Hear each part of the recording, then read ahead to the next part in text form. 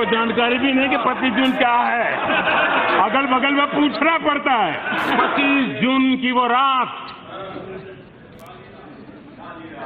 देश की आत्मा को कुचल दिया गया था और सिर्फ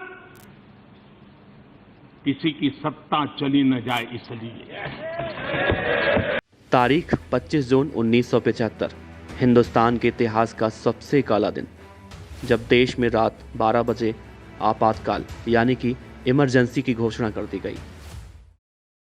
राष्ट्रपति जी ने आपातकाल की घोषणा की है। इससे आतंकित होने का कोई कारण नहीं है।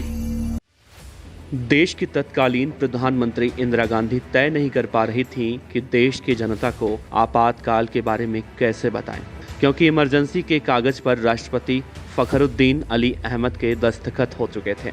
प्रधानमंत्री इंदिरा गांधी परेशान थी कि सुबह देश की जनता को संबोधित करते हुए वो कहेंगी क्या। और 25 जून की रात बैठकों का दौर चलता रहा, क्योंकि आपातकाल की घोषणा होते ही हिंदुस्तान की राजनीति में अचानक सब कुछ बदल गया और लोकतंत्र में मूल्यों की अहमियत भी दिखाई देने लगी। 25 जून 1975 की काली रात ऐसी थी कि रातों रात सब कुछ बदल गया और 26 जून 1975 का दिन हिंदुस्तान के इतिहास का सबसे काला दिन साबित हुआ। लोकतांत्रिक भारत का काला अध्याय 21 मार्च 1977 को खत्म हुआ। राष्ट्रपति फखरुद्दीन अली अहमद ने प्रधानमंत्री इंदिरा गांधी की अगुवाई पर धारा 352 के तहत आपातकाल का ऐलान किया था। आजाद भारत के इतिहास का सबसे विवादास्पद दौर कहा जाता है। लोकनायक जयप्रकाश राय ने इसे सबसे काले घंटों की संज्ञा दी थी। आपातकाल के ऐलान के बाद तुरंत रातों रात कई दिग्गज नेताओं को हिरासत में ले लिया गया।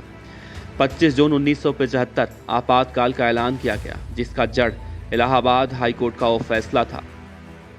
जब 12 जून 1975 की सुबह करीब 10 बजे अदालत ने ये फैसला सुनाया था कि 1971 लोकसभा चुनाव में इंदिरा गांधी ने चुनाव जीतने के लिए सरकारी मशीनरी का गलत इस्तेमाल किया, जिसके चलते अदालत ने इंदिरा गांधी का चुनाव भी रद्द कर दिया था और साथ ही उन्हें 6 साल के लिए चुनाव न लड़ने के लिए अयोग्य घोषित कर दिया था।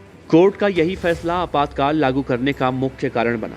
जैसे ही आपातकाल का ऐलान हुआ, जयप्रकाश नारायण, चंद्रशेखर, मोरारजी देसाई, अटल बिहारी वाजपेयी, लाल कृष्ण आडवाणी और जॉर्ज फर्नांडीज जैसे दिग्गज नेताओं समेत हजारों नेताओं और कार्यकर्ताओं को बिना किसी वजह से जेल में डाल दिया गया। इस घोषित दबंगकारी आपातकाल के खिलाफ समाज का हर तबका विरोध में उठ खड़ा हुआ। मौजूदा वक्त में देश के प्रधानमंत्री नरेंद्र मोदी ने भी इस आंदोलन में बढ़ चढ़कर हिस्सा लिया। आपातकाल से पहले देश एक बदलाव के दौर से गुजर रहा था। 5 जून 1975 को बिहार में अपने प्रसिद्ध भाषण में जेपी ने कहा था कि भ्रष्टाचार मिटाना, बेरोजगारी दूर करना, शिक्षा में क्रांति लाना ऐसी चीजें हैं जो आज की व्यवस्था से पूरी नहीं हो सकती। पहली बार जेपी ने संपूर्ण क्रांति का प्रयोग किया। बिहार में लगे चिंगारी कब पूरे भारत में फैल गई, ये मालूम ही नहीं चला। 1975 में आपातकाल में इंदिरा गांधी पर चुनावी भ्रष्टाचार का आरोप साबित हो गया और जेपी ने उनके इस्तीफे की मांग कर डाली। लेकिन कुछ ही समय बाद ही इंदिरा ने राष्ट्रीय आपातकाल का ऐलान कर दिया। जेपी के नाम से प्रसिद्ध जयप्रकाश नारायण घर घर क्रांति के वाहक बन गए। उस समय राष्ट्र कवि रामधारी सिंह दिनकर ने कहा कि सिंहासन खाली करो कि जनता आती है।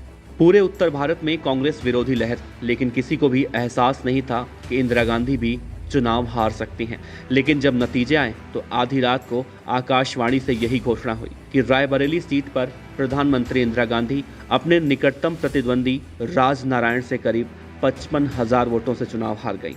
पूरे देश में खुशी की लहर छा गई। आपातकाल का दंश झेल रही जनता के लिए यह दिन व्यक्ति से ऊपर लोकतंत्र की जीत थी। इसके बाद 1977 में चुनाव की घोषणा की गई और इस चुनाव में कांग्रेस को करारी शिकस्त मिली। आजाद भारत में पहली बार मोरारजी देसाई के नेतृत्व में गैर कांग्रेसी सरकार भी बनी। Team local vocal.